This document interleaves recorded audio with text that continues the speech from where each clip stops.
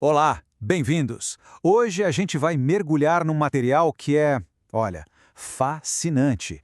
Ele fala sobre a nossa mente, sobre o sofrimento e, o mais importante, sobre um caminho para a paz. A ideia principal, que é bem radical, é a de um mundo visto sem culpa nenhuma. Bora começar a entender isso? Olha só que frase forte para começar. Ela já joga na mesa o problema central que esse material quer resolver. A ideia de que o mundo, do jeito que a gente vê, é basicamente um lugar de punição, de castigo, e que as regras dele são as regras da morte. É um ponto de partida que chacoalha a gente, né? Faz a gente parar e pensar, será que a realidade é isso mesmo? Então, para a gente conseguir entender a solução que o material propõe, a gente precisa primeiro entender o diagnóstico, sabe? O porquê das coisas serem como são. E é isso que a gente vai ver agora. Como a gente aprendeu a enxergar o mundo através de uma lente, a lente da culpa. E essa ideia é a chave de tudo aqui. E o que é mais doido aqui é como isso descreve o nosso dia a dia, né? A vida começa e termina com dor, a gente se sente preso num corpo, o amor vira perda. O que o texto está dizendo é que esse mundo onde o sofrimento parece a única certeza, na verdade é uma projeção, tipo um filme projetado por um sentimento de culpa que tá lá no fundo, um sentimento coletivo. É como se toda a nossa realidade, do primeiro choro ao último suspiro, fosse construída em cima dessa ideia de que a gente merece sofrer. Ok, beleza. Se o mundo que a gente vê é uma projeção, fica a pergunta: quem está segurando o projetor? Quem é o diretor desse filme? É aí que o material introduz uma figura central, o ego. Ele seria o arquiteto dessa realidade de dor. Vamos dar uma olhada em como ele faz isso. E aqui é atenção, porque essa definição de culpa é muito importante. Não é só aquele sentimento de fiz algo errado. Não. Aqui, culpa é o ato de julgar. É olhar para alguém ou para a gente mesmo e pensar, essa pessoa não merece amor. É a ideia de que estamos todos separados uns dos outros. E é daí, dessa crença na separação, que nasce todo e qualquer conflito. E olha só o mecanismo do ego em ação. O objetivo dele não é acabar com a culpa, muito pelo contrário. O ego se alimenta da culpa. O que ele faz é nos convencer a jogar essa culpa nos outros. Sabe, a culpa é sua. Fazendo isso, a gente esconde a culpa da nossa própria consciência e o ego continua vivinho da Silva, se mantendo nesse ciclo de ataque e medo. Tá, mas e se desse para simplificar tudo isso ainda mais? Pensa em todas as emoções, todas as experiências humanas. E se tudo, absolutamente tudo, pudesse ser resumido a apenas duas forças? Só duas. Quais seriam, hein? A resposta é essa: amor e medo. Segundo o texto, no fim das contas, é só isso que existe. O amor é o que é real, é a nossa essência. O medo é a emoção do mundo da ilusão. E a culpa? A culpa é a pecinha, a engrenagem que faz o motor do medo funcionar. Então, raiva, tristeza, ansiedade, tudo isso, no fundo, é só uma máscara diferente para o mesmo sentimento.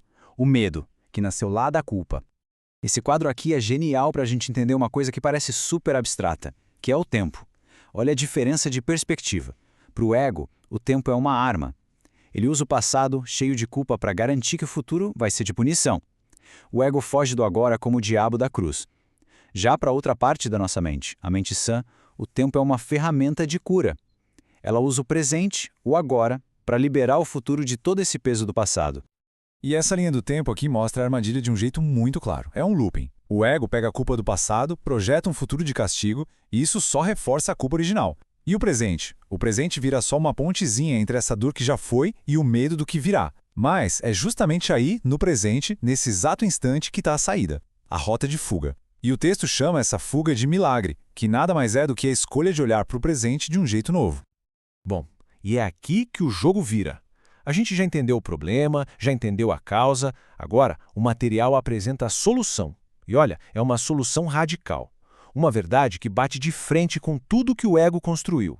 Vamos parar um segundinho para pensar nisso aqui. A gente trata a culpa como se fosse um fato, né? Tipo, é assim e pronto. Mas e se não for? E se a culpa for só um ponto de vista, uma escolha que a gente fez talvez sem nem perceber? E, o mais importante, e se for possível escolher de novo? E aqui está a chave que abre a porta da prisão. A verdade central é essa. A nossa essência não tem culpa. Ponto. Não importa o que a gente pense que fez ou deixou de fazer, o nosso eu verdadeiro, lá no fundo, é, e sempre foi, completamente inocente. E essa citação explica o porquê. A lógica é simples. Se a nossa natureza real é puro amor, então a gente só pode dar amor. Se na nossa realidade a gente nunca condenou ninguém, como é que a gente poderia ser condenado? A culpa, essa ideia de condenação, simplesmente não faz parte de quem a gente é de verdade.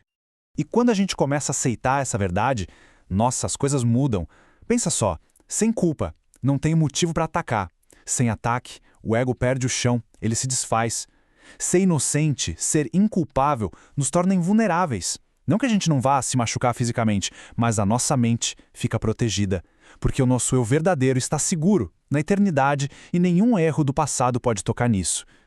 Certo, a teoria é incrível, poderosa, mas a pergunta que fica é: como é que a gente vive isso? Como a gente traz isso para a prática, para o nosso dia a dia? Bom, é exatamente isso que a gente vai ver agora. O caminho para se libertar na prática. A palavra-chave aqui é expiação.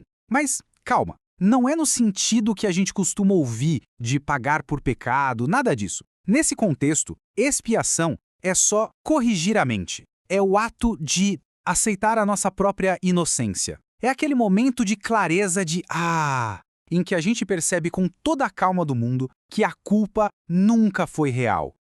E na prática, como é que faz? É um processo em 3 passos, bem simples. Primeiro, a gente tem que sacar que quando a gente aponta o dedo para alguém, está só projetando a nossa própria culpa escondida. Segundo, a gente escolhe, conscientemente, olhar para aquela pessoa no agora, sem todo o histórico de erros dela. E o terceiro passo é a consequência. Naquele instante em que a gente solta o outro, a gente se liberta junto. E é isso, esse é o tal do milagre acontecendo. Não tem nada a ver com mágica, com mover montanhas, é só uma mudança na nossa forma de ver. Quando a gente consegue olhar para alguém e não ver o passado dessa pessoa, é como se ela nascesse de novo, ali, na nossa frente. E o mais legal é que ao dar esse presente para ela, quem recebe de volta somos nós. E conforme a gente vai praticando isso, essa liberação do passado, uma coisa incrível começa a acontecer. A nossa visão do mundo inteiro começa a mudar. E é isso que o texto chama de chegar ao mundo real. Olha só o contraste. E, de novo, não são 2 planetas diferentes, tá? São 2 formas de enxergar o mesmo lugar.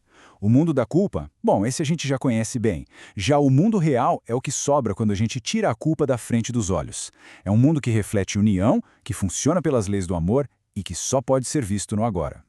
E aqui está o pulo do gato. Não dá para ver os 2 ao mesmo tempo. A escolha não é entre 2 realidades que existem. A escolha é entre a verdade, que é o mundo do amor, e a ilusão, que é o mundo da culpa. E para a gente ir fechando, essa é a visão do que nos espera. Um estado de sanidade perfeita, onde a gente olha para dentro, olha para fora e tudo o que a gente vê é amor. Não porque o mundo lá fora mudou, mas porque os nossos olhos, a nossa mente, foram curados e a gente finalmente consegue ver o que sempre esteve ali.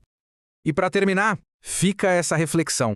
A gente passa a vida lutando tanto para alcançar a paz como se ela fosse um prêmio lá na frente, né?